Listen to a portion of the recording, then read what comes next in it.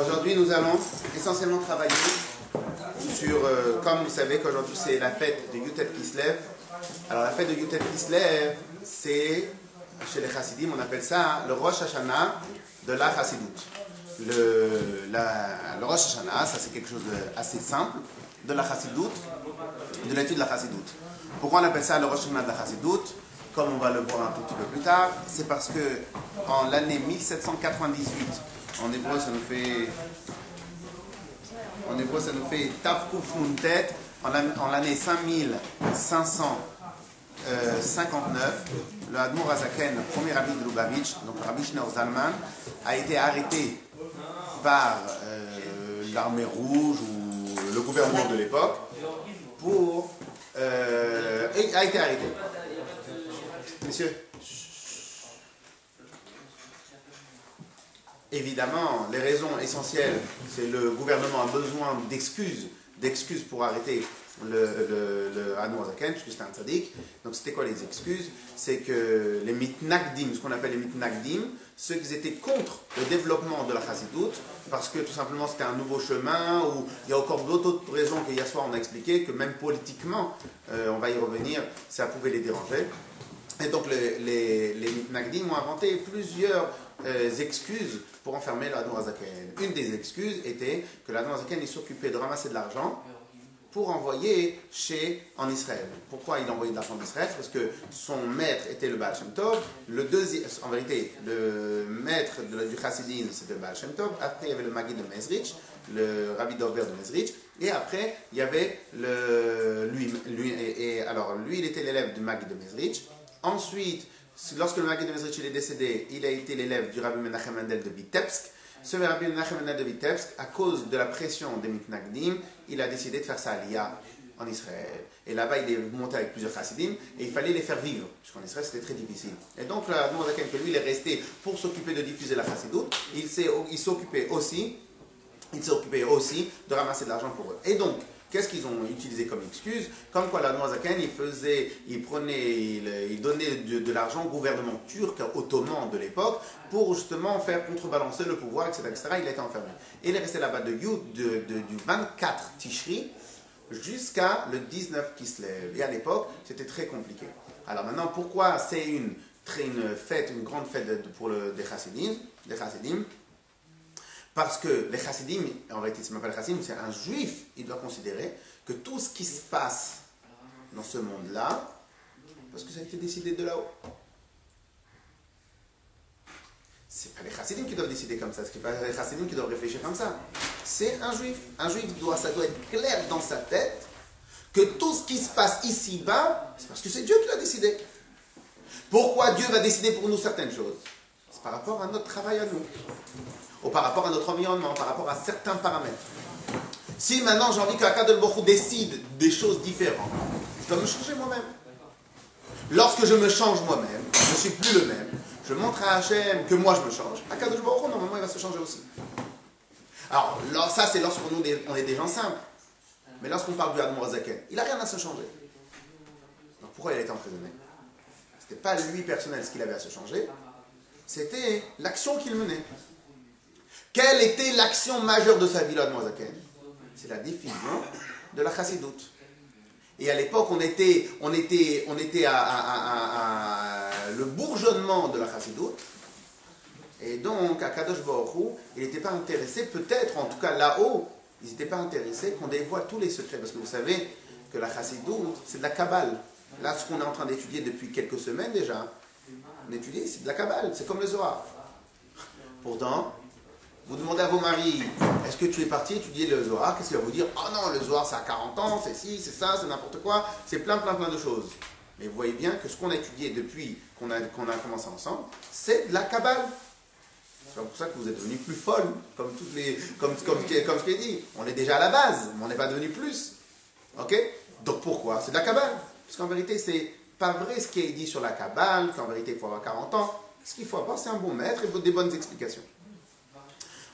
Maintenant, la chassidoute, c'est des secrets de la Kabbale, des très grands secrets, qui ont été mis à la disposition de tous les Bnei Israël.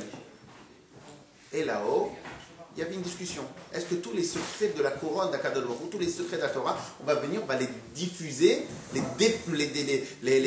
partager? Là-haut, il y avait un beddin. Un premier beddin, il dit, jamais de la vie, les secrets de la Torah, les secrets de la Torah doivent rester pour les gens qui savent respecter ces secrets-là. Et les autres, ils ont dit, mais non, les Bnei Israël aujourd'hui ont besoin de tous ces secrets-là pour avancer dans Torah Mitzvot.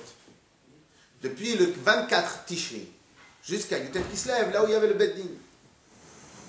À tel point, c'est que les deux maîtres du Admor Zaken, le Baal Shem Tov et le Maggid de Mezrich, ils sont venus le voir en prison. Comme ça c'est raconté. Ils sont venus le voir en prison. Le Admor Zaken lui demande, bien évidemment, leur Neshamot, parce que c'était que les Neshamot avec le corps. Ils viennent le voir en prison. Et le Admor Zaken lui demande, mais ma aviti ou ma chatati ou ma pachati, qu'est-ce que j'ai fait comme faute? Il fait, parce que justement, là-haut, on a un problème. Est-ce que tu dois continuer à... Il y a une discussion là-haut, il y a un beddin là-haut. Le beddin en bas, c'est le beddin là-haut. Donc il y a un beddin là-haut. Est-ce que... Pourquoi tu dévoiles tous les secrets, tu les mets à la portée de tout le monde? Bon, alors l'Admor Zaken, il dit, bon, ok. Alors qu'est-ce que je fais maintenant? Alors on dit, maintenant que tu as commencé, tu t'arrêtes pas, il faut faire plus. Une fois que tu vas sortir, quand tu sortiras, tu vas faire encore plus. Et donc en vérité, c'est pour cela que chez les Chassidim, il dit, il y a un avant Yutet Kislev, il y a un après Yutet Kislev. Avant Yutet Kislev, l'Admor Zaken, quand il racontait, quand il a démarré la Chassidoute, il le faisait un peu, vous savez, sur des pas de velours, il diffusait, il dévoilait sans trop dévoiler, il faisait comme ça le minimum, le strict minimum, le minimum syndical. Une fois qu'on est arrivé après Yutet Kislev, l'Admor Zaken, il a eu l'aval du tribunal de là-haut, comme quoi on peut dévoiler les secrets. Et là, à ce moment-là, tous les mamarim, toutes les choses qu'il racontait, c'était en plus grande diffusion, en plus grande largeur, en plus grande largesse, et avec bien évidemment plus d'explications, etc. Ok? Et c'est pour cela qu'aujourd'hui, le Yutet Kislev et le 20 Kislev, donc le 19 Kislev et le 20 Kislev, s'appelle chez les Chassidim Chag Achagim, la fête des fêtes, Chag HaGeoula, la fête de la délivrance. En vérité, parce que c'est pas simplement, en vérité, tous les rabbis de Lubavitch ont tous fait de la prison. C'était tous des... Ils ont tous fait de la prison. Mais là, ici, à chaque fois, c'est parce qu'ils faisaient des choses très importantes. Mais là, ici, c'était pas juste une chose très importante, c'était est-ce que la Chassidut Chabad, elle va se développer, elle va exister, ou on tue l'œuf à l'intérieur. Clair? Donc, ça, c'est la raison pourquoi Yutet Kislev est une fête tellement importante pour les Chassidim. Et c'est pour cela qu'on va faire un tout petit stop par rapport à notre seder d'études. Et on va travailler un peu ce sujet-là. Deuxième chose qu'on doit voir. Est-ce que la Chassidoute est quelque chose d'exclusif Chassidim? En vérité, la Chassidoute, c'est quelque chose qui a été diffusé, c'est une fête. En vérité, Yutet Kislev, est-ce que c'est une fête que pour les Chassidim ou Yutet Kislev est une fête pour tout le peuple juif? Alors évidemment, vous allez... Bonne question. Donc en vérité, Yutet Kislev, on ne fait pas Yutet Kislev dans les synagogues et dans les Bate Chabad, on ne fait pas les tachanoun, les supplications. Pourquoi? Parce que c'est une grande fête. Est-ce que normalement... Même dans les synagogues où ils ne sont pas Lubavitch, ils doivent faire tachanoun ou pas? Est-ce que c'est une fête ou pas? Question. Est-ce que cette fête-là est une fête exclusive Chassidim ou est-ce que c'est une fête pour tous les Bnei Israël? Ok? Alors pour cela, on va faire un tout petit peu d'historique.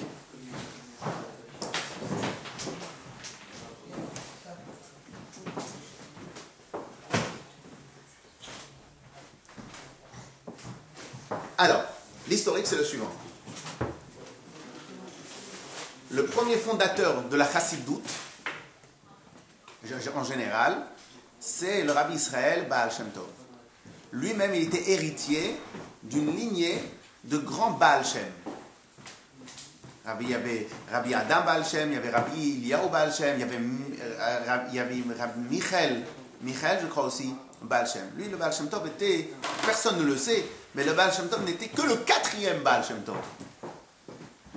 Pourquoi tout le monde le connaît, lui? Parce que les autres, ils étaient restés en cachette. Ils n'avaient pas d'obligation de se diffuser. On a attendu plusieurs générations. On a dû attendre plusieurs générations jusqu'à que ça ait été capable de diffuser l'enseignement de tous ces Baal Shem. Très bien. Alors maintenant, sur quoi est fondée la chassidoute de manière générale? La chassidoute de manière générale, elle a trois fondamentaux. Donc en réalité, la constitution, dans la constitution de la France, il peut y avoir plusieurs fondamentaux, il y a des choses, c'est des règles d'or. La règle d'or du chassidisme de manière générale, il est basé sur trois choses. La simcha, Ivdo et Hashem et simcha.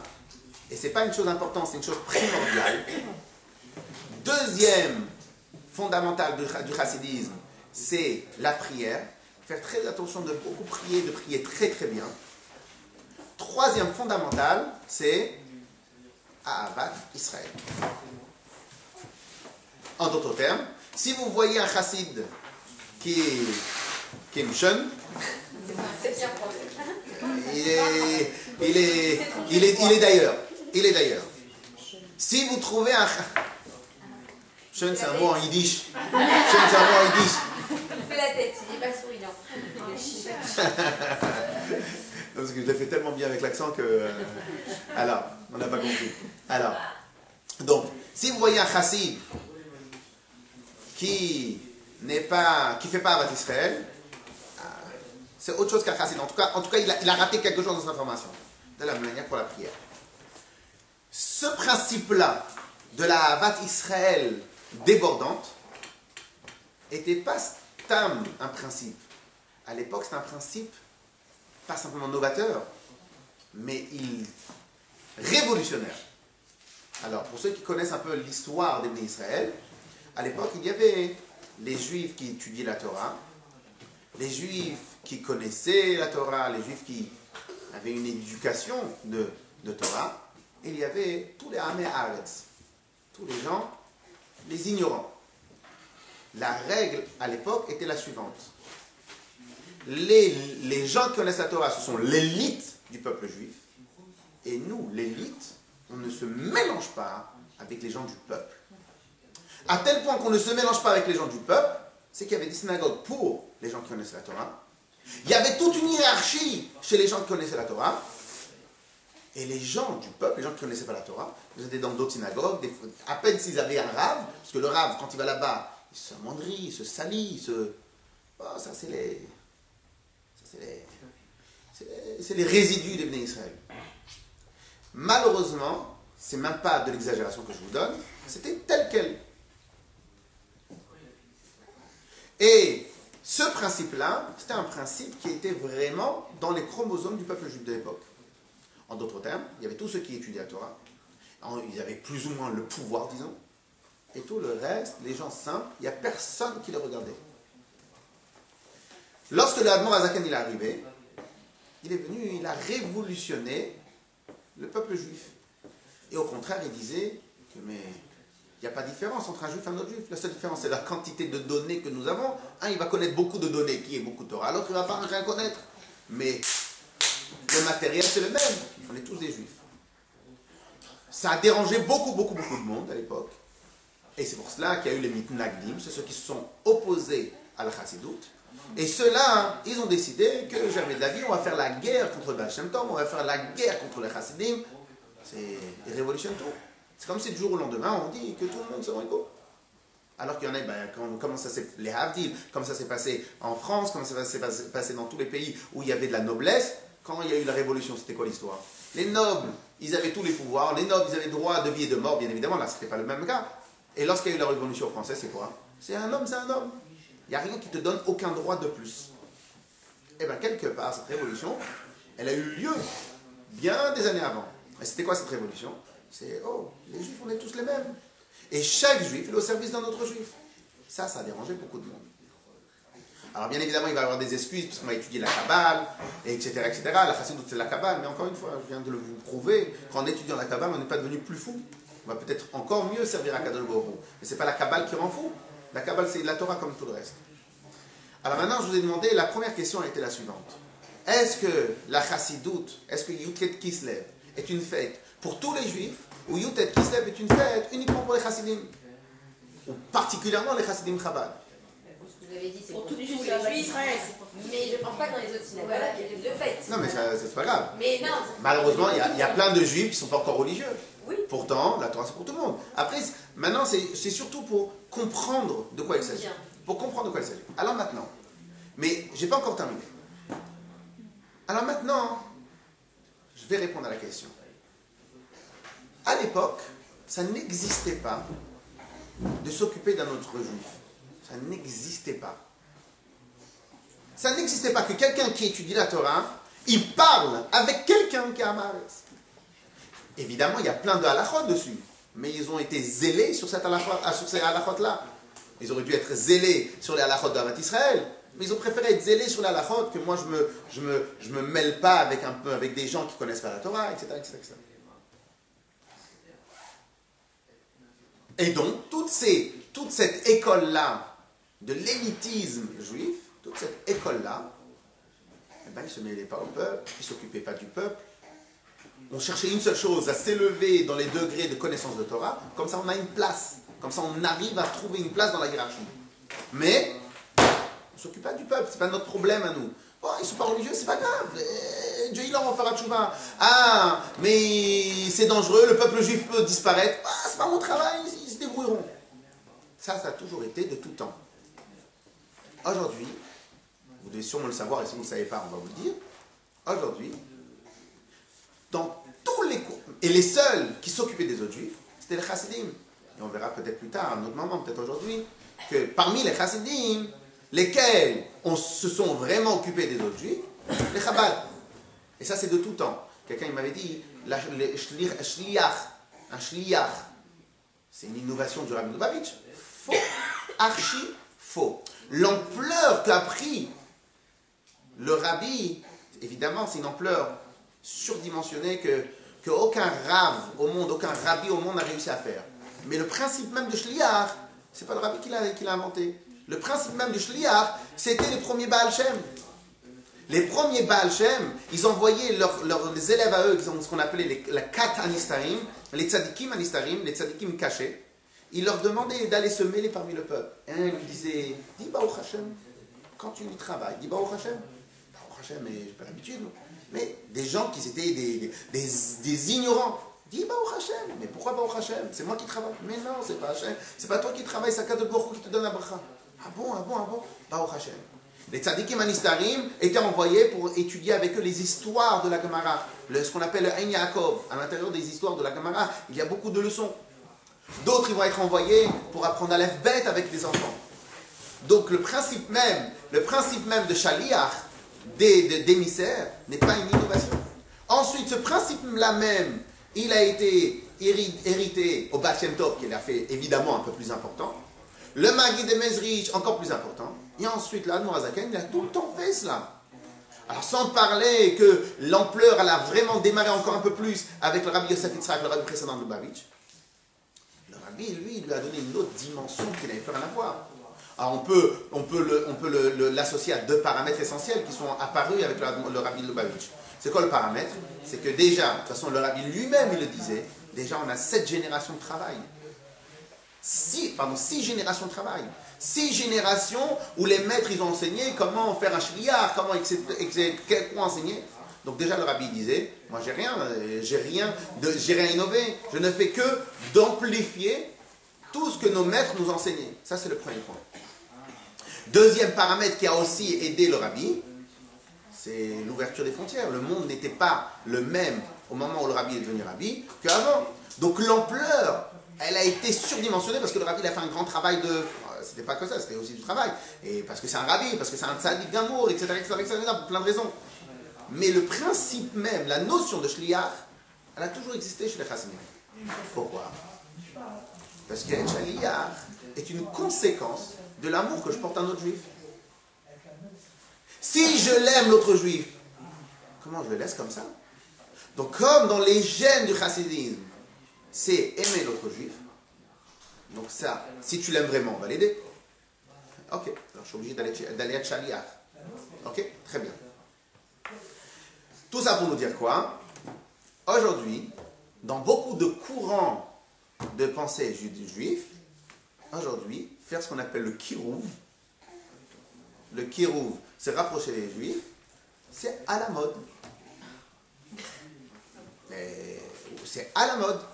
C'est quoi à la mode? Même aujourd'hui, vous avez dû entendre parler de plusieurs grands fonds qui ont des Baruch Hashem des millions.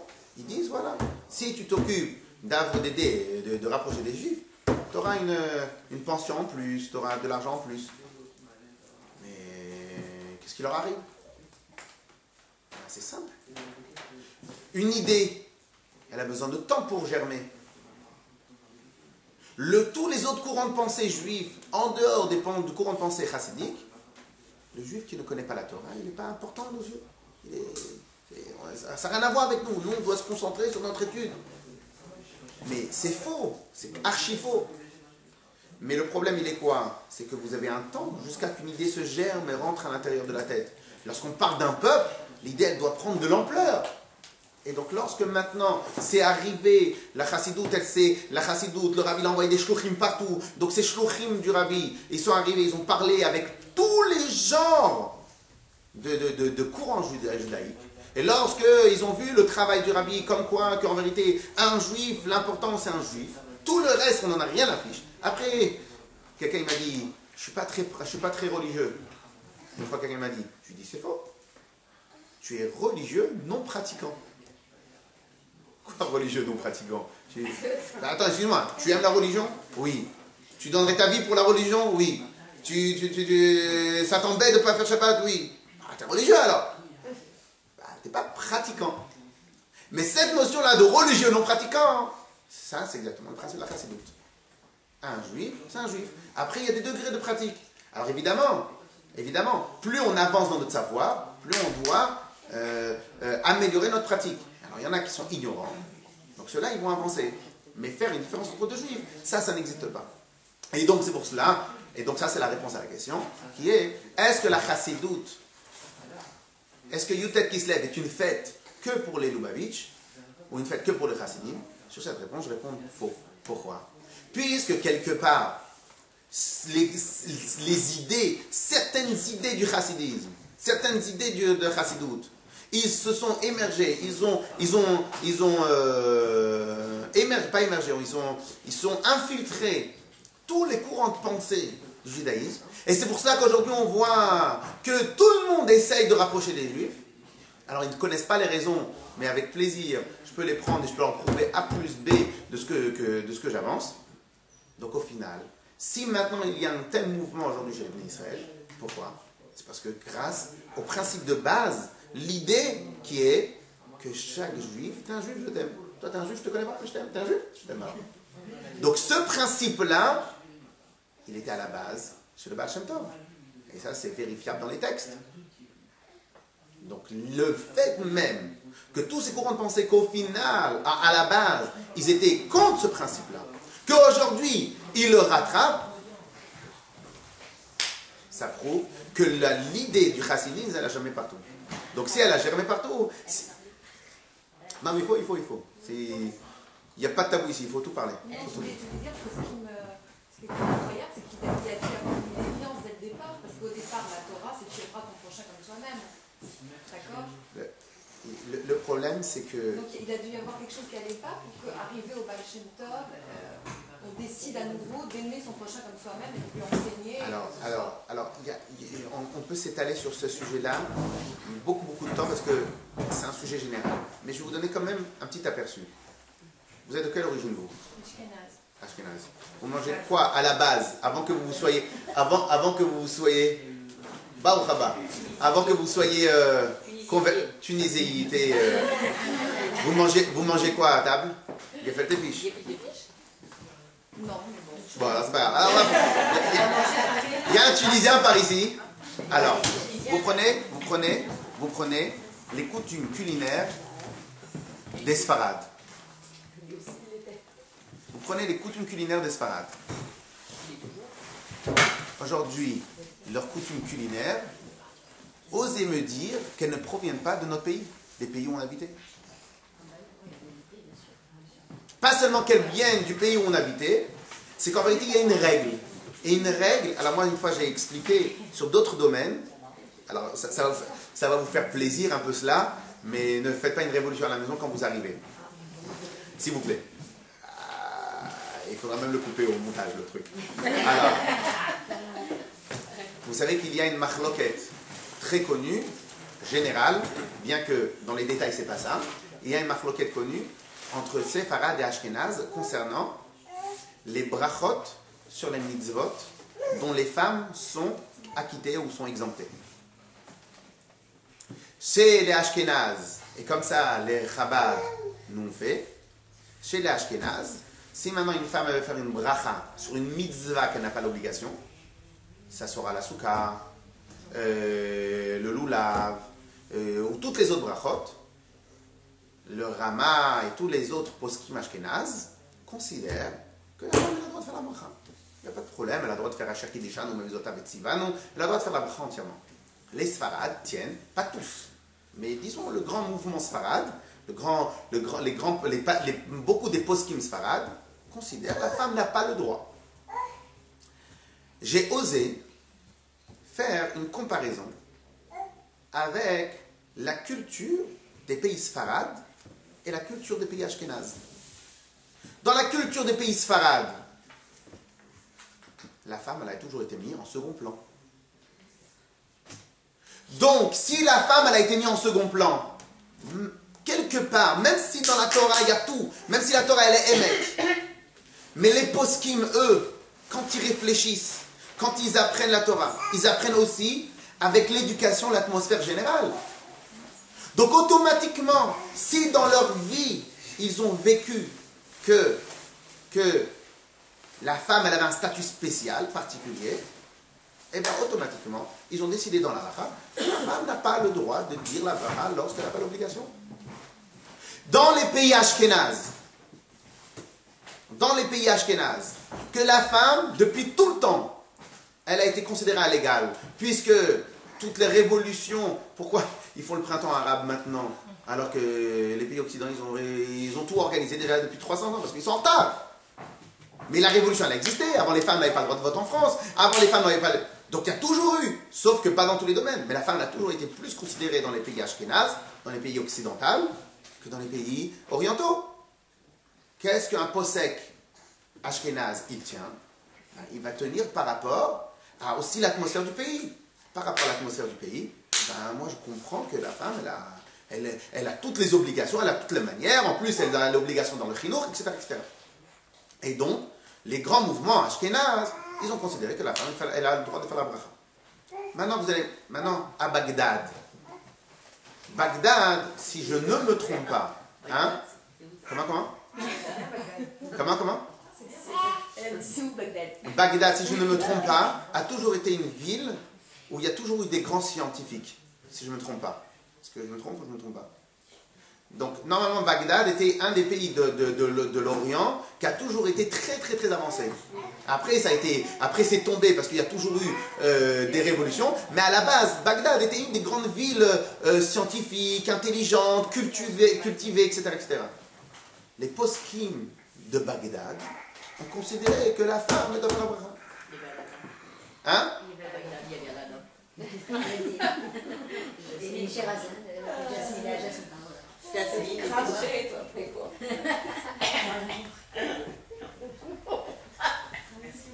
Oui, c'est sûr qu'il y a beaucoup de casou. J'avais un doute, maintenant c'est sûr que... Elle est partie pour une demi-heure. Ok?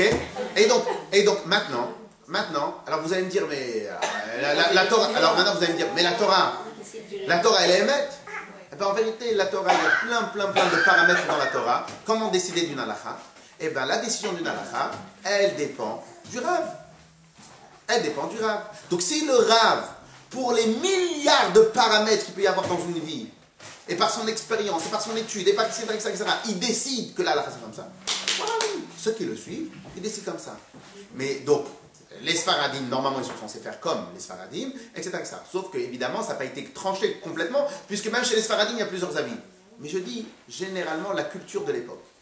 la culture de l'époque, l'atmosphère de l'époque. Ou bien une fois, hein, je parlais comme ça, je disais, est-ce que maintenant, on imagine, vous savez qu'on a, normalement, quand on fait une tfila, une prière, on est censé être complètement couvert. J'ai les pieds, je suis pieds nus chez moi à la maison, j'ai le droit de faire une bracha ou pas? Bah non, c'est les chaussettes. Alors maintenant, imaginons maintenant que j'ai une telle question. Je vais voir quel rave. Un rave sfarad ou un rave ashkenaz? Le rave de sa synagogue. Oui, c'est d'accord. Mais alors c'est pas pour connaître la halakha, c'est pour connaître la démarche. Si maintenant, je dois avoir une halakha, c'est ce genre d'halakha. De ton père, de ton grand-père. Je vais voir... Calmez-vous tous.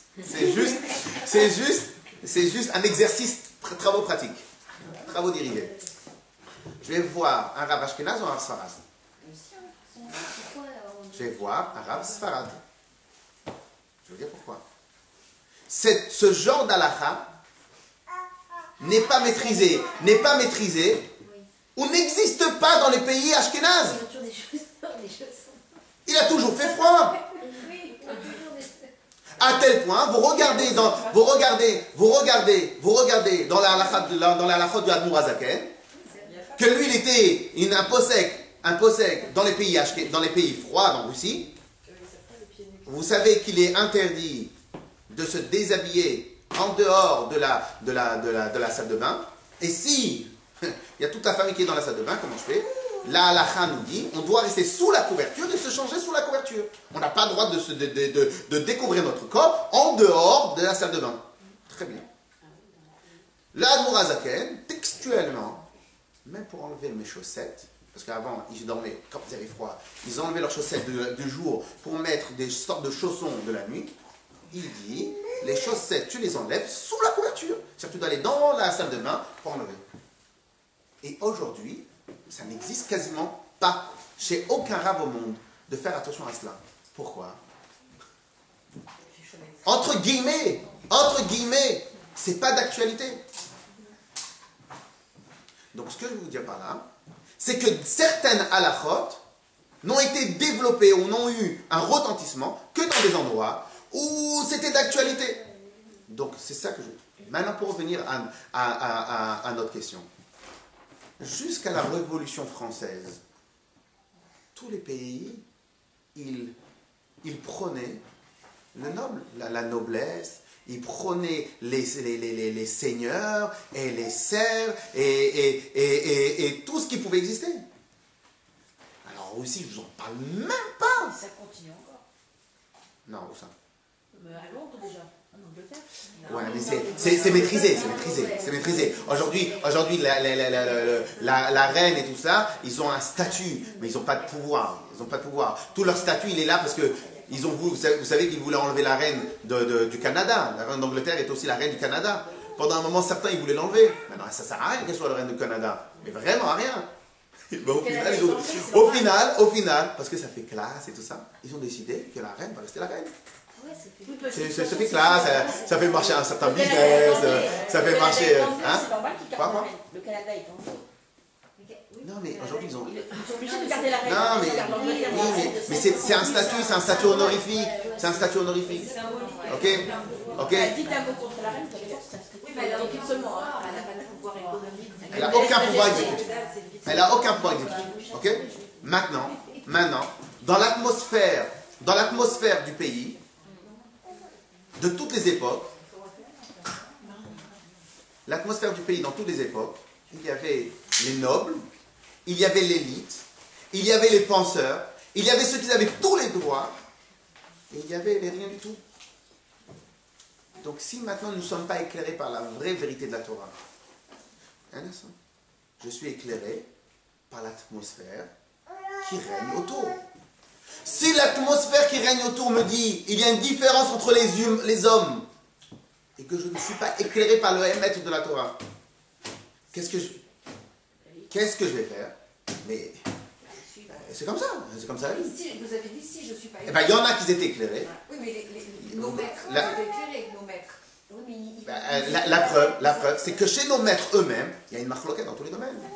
Et certains étaient éclairés dans certains domaines, Et d'autres, peut-être, n'étaient pas éclairés dans certains domaines. Et en plus, vous savez très bien que malheureusement, c'est ce qu'on appelle la politique, vous avez un grand rave, et que ce rave-là, il est tout le temps versé dans ses livres, il ne sait rien de ce qui se passe autour. Et vous avez tout le temps un ou deux ou trois, quatre managers du cabinet du rave, et il vous drague tout ce qui est autour. Mais au final, le rave ne sait même pas ce qui se passe autour. Je peux vous en citer des milliers de chez milliers en Israël. Que toutes les grandes figures qu'on connaît, eh bien, au final, ils ne savent rien de ce qui se passe tout autour d'eux. Pourquoi? Ils sont versés dans leurs livres. C'est difficile de trouver un rave qui va être versé dans le livre et qui va être versé aussi dans l'actualité. Ça n'existe quasiment pas.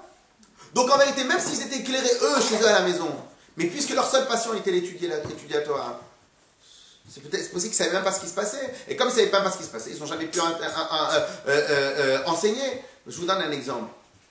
Il y avait certains rabbinim, de grands rabbinim, comme le rabbin, et sûrement vous avez tous entendu parler, le rabbin Eliashiv. Le rabbin Eliashiv, il n'avait même pas de yeshiva. Tout ce que les gens ils parlent du rabbin Eliashiv, il n'avait même pas une yeshiva. Il était rabbin d'une choule et il donnait 1 heure par jour un cours de Gemara ou 2 heures par jour un cours de Gemara. C'est tout. Mais qu'est-ce qui faisait le résultat? Il étudiait. Mais un grand comme lui, les gens ont besoin de lui. Mon travail, c'est d'étudier. Le Gaon de Vilna, et ça je l'ai appris récemment, le Gaon de Vilna, que tout le monde parle de lui. Combien nous avons de livres du Gaon de Vilna? Tout le monde parle de lui. Pourquoi il n'y a pas beaucoup? Parce que son job à lui s'est dit que mon job à moi dans ma vie, c'est de passer tout ce qui est écrit. Mais il n'a pas pris du temps d'influencer le monde. C'est son problème et pas le mien. En d'autres termes, c'est un tzaddik, et moi j'ai rien à dire sur ce sujet-là. Je dis juste que même à l'époque de Moshe Rabbeinu, il y avait des très grands rabbinim.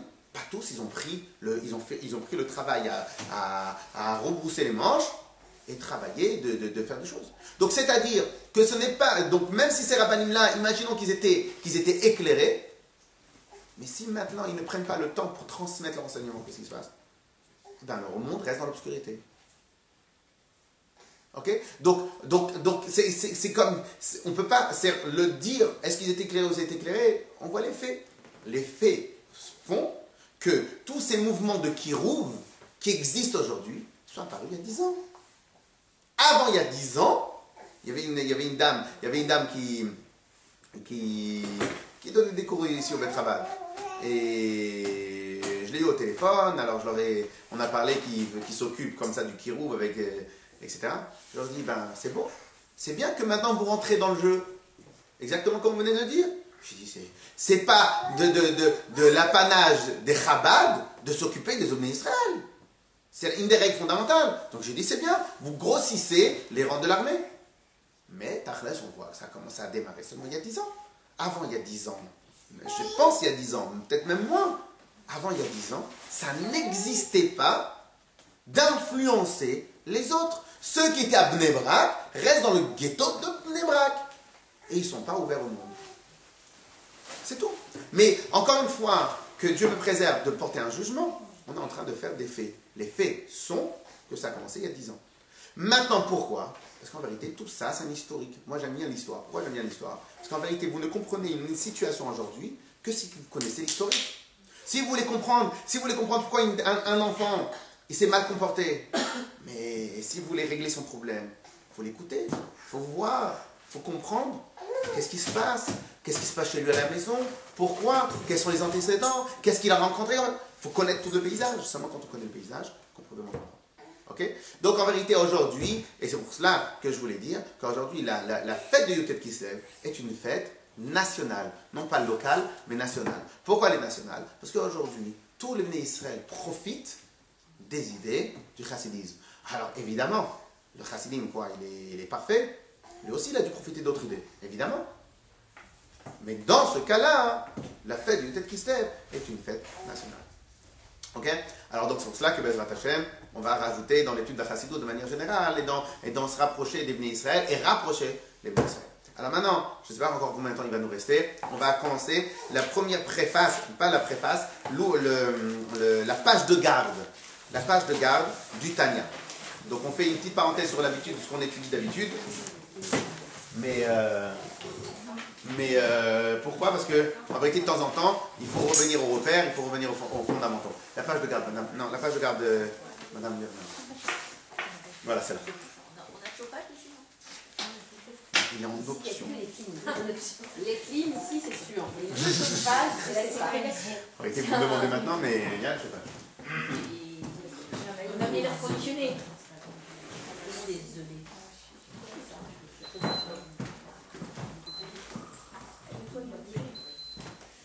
Si c'est en mode froid d'ici une demi-heure, vous me dites, hein, pour ça, C'est une demi-heure.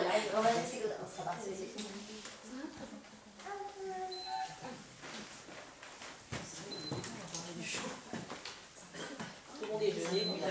C'est bon. Alors, le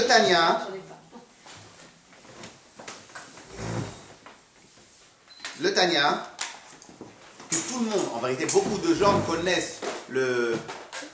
Merci. On a commencé un peu en retard, mais sinon d'habitude c'est à 11h45. Merci à vous. C'est pour ça que je ne vais pas m'arrêter en plein milieu. Au revoir. Hazak Baruch. Le Tanya, qui est connu sous le nom du Tanya, en vérité le Tanya est juste le livre entier. C'est comme ça qu'on l'appelle le livre entier. Mais en vérité le Tanya lui-même, il a 5 parties, 4,5. Il a 5 parties.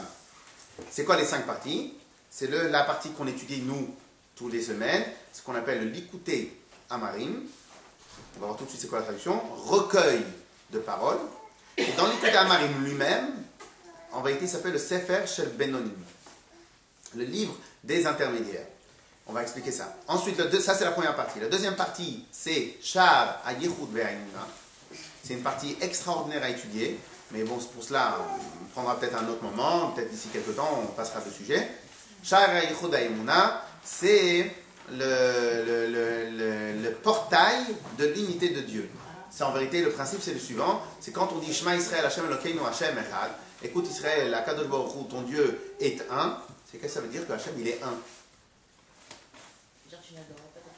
Oui, mais si on dit un, c'est qu'il n'y en a pas deux. Ça, je suis d'accord qu'il n'y a pas de Dieu d'Akadosh Baruch Hu. Mais quand on dit un, c'est qu'il y a une seule chose. Mais quand moi j'existe, en fait il y a Dieu et il y a moi. Et comme il y a 7 milliards d'individus sur Terre, donc il y a Dieu plus 7.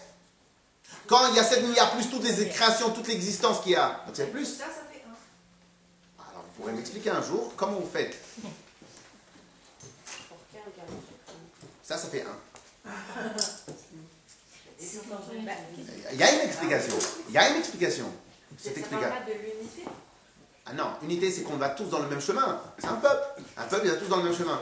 Mais chaque peuple, il est composé d'individuels. Là, on dit il est un. C'est-à-dire Dieu, il est un. Malgré qu'il y a toutes ces différences, en vérité, Dieu, il est un. Et même nous, on est un avec Dieu. Et un vrai un. Ça, c'est le deuxième partie du Tanya. Shar HaYichud Ve'Haïmuna, Bezrat Hashem, un jour, on aura l'occasion de l'étudier.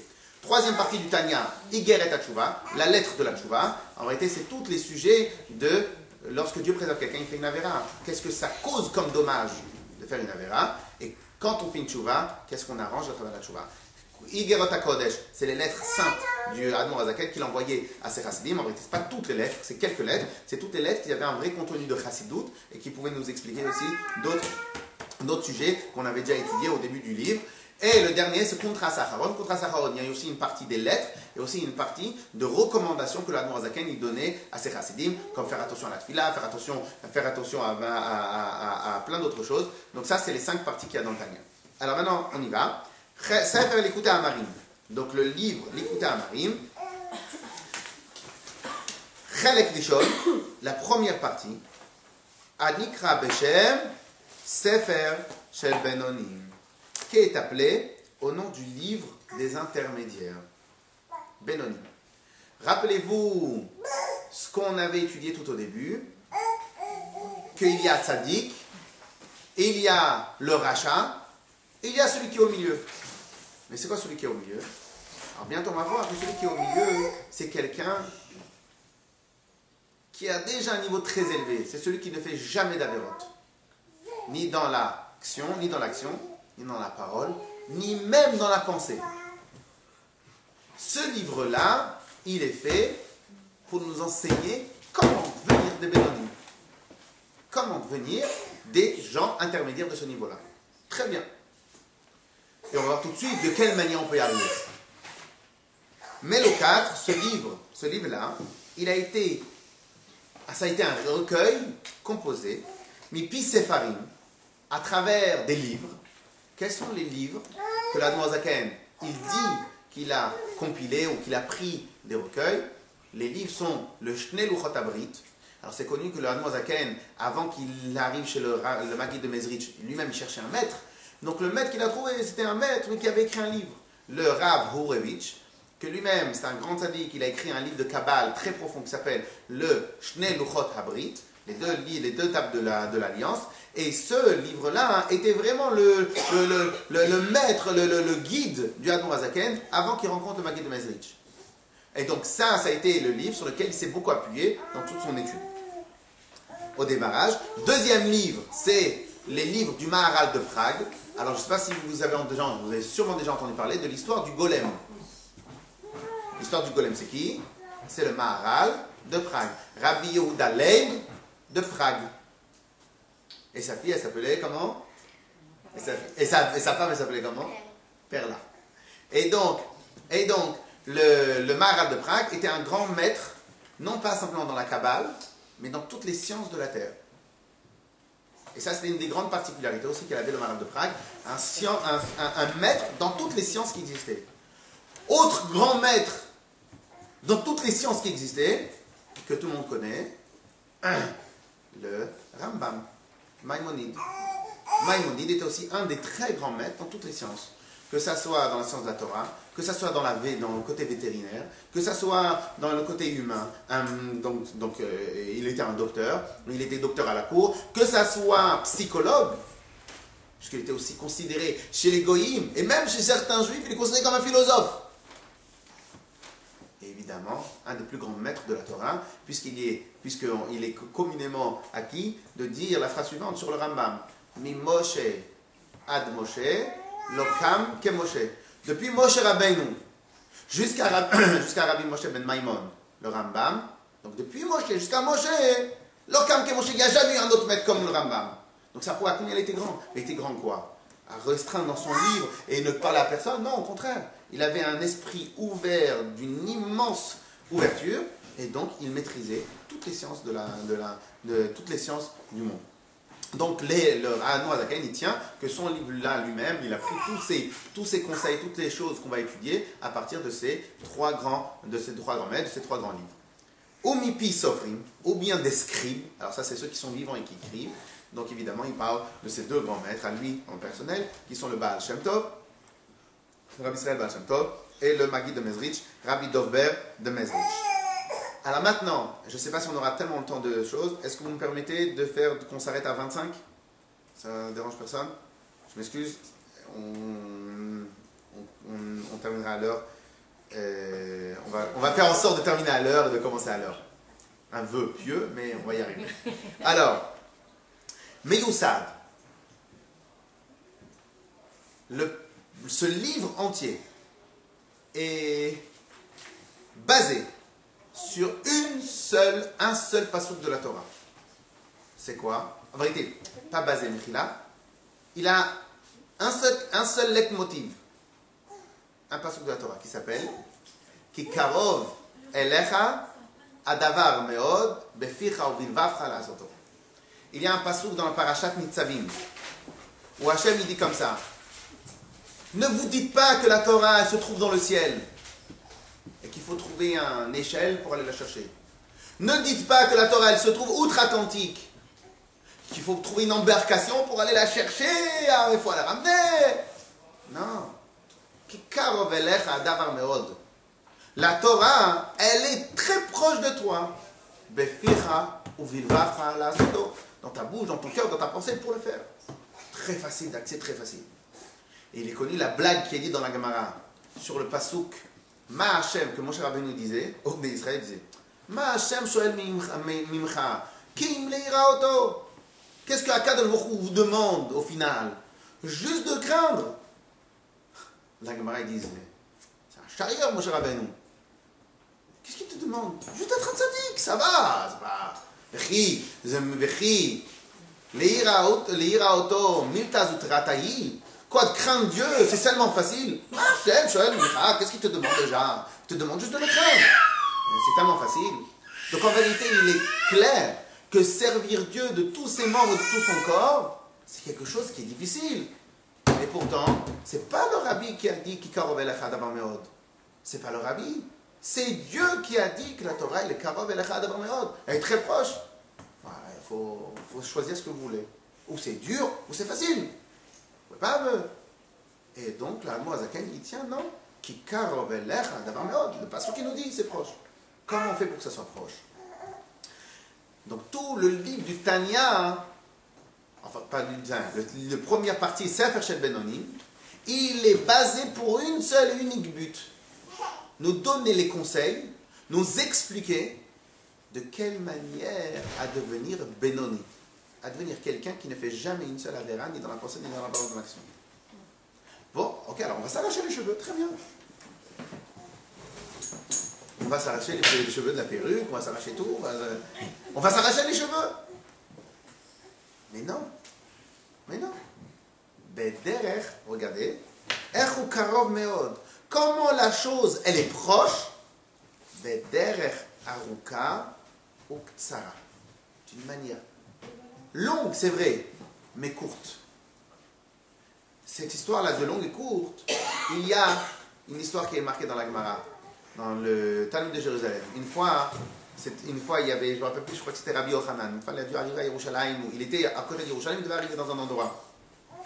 Il ne connaissait pas le chemin, et il demande à un des enfants là-bas, avec les payos, avec tout ce qu'il fallait, il demande, dis-moi, comment on fait pour arriver à Yerushalayim, ou je ne sais pas si c'était. Il fait, Rabbi, vous avez deux chemins, long mais court, et un autre court mais long. Je prends le court. Très bien, le court c'est par là. Il vient, il rentre, c'est vrai, on était à 300 mètres de l'endroit où il voulait aller. Tachles, il n'a pas réussi à accéder là-bas. Pourquoi? Et des ronces et des épines, il était avec sa charriette, il était etc. Il revient énervé, il fait, mais tu m'as eu? Je ne l'ai pas eu, Rabbi. Je lui dis, il y a long mais court. Je lui dis, mais il y a court mais long. Il fait, celui-là c'est long mais court. Il fait, c'est quoi? Là-bas vous allez prendre, ça va rouler un peu plus long. Ça va être un peu plus long parce que... Mais c'est court. Pourquoi c'est court? C'est sûr et certain qu'on y arrive. Hier, lorsque j'ai expliqué, je leur ai donné l'exemple suivant. Être un révolutionnaire et avoir des idées totalement innovantes et être vraiment quelqu'un qui réussit dans tous les domaines, c'est un peu compliqué si on ne l'a pas en soi. Mais je vais vous poser une question.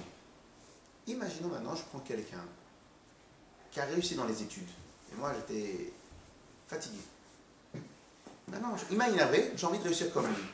Imaginons qu'à partir de maintenant, je vais tout faire exactement comme lui. Tout faire. Je vais me lever à la même heure que lui. Dans les cours, je vais me comporter de la même manière. Il n'a rien, il n'a pas de téléphone, il n'a rien qui tourne autour de lui. Il vient, il met tout dans la montre. Il a un téléphone qui n'est pas un smartphone qui peut lui changer les idées. Il prend un téléphone simple. Il parle jamais, je parle jamais.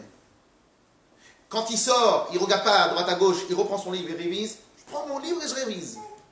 Je fais tout comme lui. Il se lève à 4h du matin, je me lève à 4h du matin. Ce qu'il mange, je mange. C'est important de manger, vous savez que c'est très important. Si vous mangez lourd, vous n'avez pas la tête pour réfléchir. Si vous mangez léger, vous avez la tête pour réfléchir. Ce qu'on mange, c'est pas important. On est ce qu'on mange. Je fais la même chose. Imaginons que j'étais à 0 de moyenne. Combien j'ai de pourcentage de chance pour avoir de très bons résultats? Pas de bons résultats. De très bons résultats si je fais comme lui. Je ne dis pas je copie la feuille. Hein. Ça c'est beaucoup plus facile. Moi, je dirais que 50%. Hein? 50%. Quand même. Hein? Que 50%. Il n'y a pas... Mais ça dépend. J'ai pas dit qu'il est chercheur à l'OCNRS ou il est le seul personne. J'ai pas dit ça. J'ai dit il fait des études. Il suit les études à l'école. J'ai pas dit que c'est quelque chose d'extraordinaire. J'ai dit il y a des cours à l'école. Donc lui il a des très bons, il a du 20 de moyenne. Et moi j'ai du 0 de moyenne. plus de chance, mais c'est pas... Alors maintenant, il n'a que 50% de chance d'avoir des très bons résultats. Non. J'ai pas dit que le gars, il a un QI de 300 et en plus que ce gars-là, il est dans un domaine qui est fait que pour l'élite. Il est à l'école, je vous dis. Ils ont le même QI. Il est en CP, il a 0, mais non, après il y a des gens. Non, j'ai pas parlé sur le QI. J'ai pas parlé sur le QI. J'ai parlé sur un cas. Je suis un élève de terminale. Moi j'ai un 0,0 et 1 au bout de 10 zéros. Parce que le prof il a été content quand au début de l'année il m'a donné un point. Donc ça c'était mon niveau à moi en classe de terminale. L'autre il a 20 de moyenne. Non mais il va progresser, mais on ne peut pas savoir à quel niveau il va progresser. Je vous ai demandé combien. C'est pas possible de répondre à cette question. Combien. Non mais vous répondez ce que vous voulez. Eux ils ont voulu répondre 50%. Vous avez le droit de répondre ce que vous voulez. Moi je dis c'est pas possible de répondre à cette question. Il n'y a pas de souci. Il n'y a pas de souci. Il n'y a pas de souci. Donc imaginez maintenant que nous avons deux étudiants. Il y en a un. Tout passe, tout coule de source. Il y en a un autre, il est 0 de moyenne. Un instant. Et imaginons maintenant que le gars il s'est dit, mais c'est pas possible. Quand on parle, il me comprend, je le comprends. C'est pas que maintenant lui il a 300 et moi je suis à 0 de QI. J'ai une tête, j'ai des amis, je vis, je comprends, je réfléchis, je sais utiliser un téléphone, je sais conduire, j'ai une tête. C'est pas que maintenant il a pas de tête, il a une tête. Imaginons maintenant que ce gars-là, il vient, il le copie. Mais il y a des paramètres énormes. Je copie les paramètres. Qu'est-ce que vous voulez que je copie? L'envie, Non, la motivation, mais il a la volonté de le copier. Mais il a la volonté de réussir. Est-ce que son partenaire... L'assimilation, est-ce qu'il a l'assimilation? Non, c'est trop profond pour nous, on est des gens simples. On est des gens simples. Prenez pas des études, prenez un truc manuel alors. Oui. Prenez un exemple manuel. Il travaille des heures et des heures et grâce à Dieu il y arrive. Mais en travaillant des heures et des heures, On a chacun des... voilà, c'est après son capacité. Des capacités. Oh, là-bas. Bon d'accord, alors pareil, alors il réussit. Si on pense que c'est la chose, il veut... Mais excusez-moi, j'ai pas parlé de quelqu'un qui a pas de tête. J'ai parlé de quelqu'un qui a une tête. Mais sauf que le gars, il comprend, il fait n'importe quoi. Alors il réussit à 100%. Donc je répète la question. Khana. Courez. Stop. Désolé. Mechila. Courez. Un sprint. Il devient un peu plus conforme. Mechila. Je me rattraperai une autre fois. Je m'excuse. Ah aussi, Mechila, alors on termine. Donc, je termine. Combien de pourcentage? Alors en réalité, j'étais gentil de vous poser la question. En réalité, c'est 100%. Oui, c'est la propriété. Alors maintenant, même si c'est pas 100% d'avoir, Écoutez, nous on a dit ça. Bravo. Alors écoutez, même si j'ai pas 100% de chance d'avoir 20 de moyenne, parce qu'au terminal 20 de moyenne, il faut quand même avoir une tête particulière, mais de passer à 0, à 14, 15, 16, ça a 100% de chance. 100% de chance. De toute façon, vous les voyez les Nicolas, ils sont toujours là, en train de regarder que leur livre, ils parlent à personne, ils discutent avec personne. Donc ils ont une technique de travail. Ok, très bien. Mais quelle... Ouais, elle est d'accord, c'est bon. 100%, elle le disait. Alors maintenant, mais le problème c'est quoi? C'est que c'est très difficile de copier. Ça implique trop de problèmes. Il faut que tu taises, il faut que tu te changes, il faut que tu écoutes, il faut que tu comprennes que l'autre il a une référence, etc. C'est très très dur. Vous savez c'est quoi la différence entre cette dureté et une autre dureté? C'est que celle-là c'est sûr qu'elle aboutit. Pourquoi? L'autre il a déjà fait. Donc ça s'appelle Haruka ou Ktsara. Ça s'appelle long mais court. Si je dois faire un nouveau chemin novateur que personne jusqu'à maintenant n'avait fait et que moi j'essaye de m'y glisser dans un nouveau chemin, ça peut être très long. Non, ça peut être très, très long et très long. C'est aussi que je ne vais jamais y arriver. Aussi maintenant j'essaye de piquer la feuille de mon copain. Ça va être court, mais long. Pourquoi non? Parce que quand il n'y aura plus de profs, quand il n'y aura plus d'objectifs de cette petite société qui s'appelle l'école, ben c'est fini, tu vas être à la rue. Donc ça sera court mais long. Faire un chemin novateur, c'est long, et ça peut être aussi long, mais long. Pourquoi? Parce que qui te dit que tu réussis? Si je prends quelqu'un qui fait déjà la même chose, je copie. C'est long, mais court. Il y est arrivé. Si je fais la même chose que lui, je vais y arriver aussi. Et donc, en vérité, si maintenant la Noazaken dit comme ça, si maintenant il y en a qui sont devenus de Benoni, si il y en a qui sont devenus des tzadikim, c'est stam comme ça. Alors, ok, eux, ils ont 20 de moyenne, ils ont pas 20. Ils ont 23 sur 20 de moyenne. Ok, très bien. Moi, je veux pas 23 sur 20 de moyenne. Moi, je veux 15 de moyenne. Ils se comportent d'une certaine manière. Ils ont des techniques pour faire. Si je les fais. Alors, c'est vrai que ça sera difficile de reproduire absolument la technique. Ce sera difficile, donc c'est un chemin long. Mais court. Parce que si l'on le fait,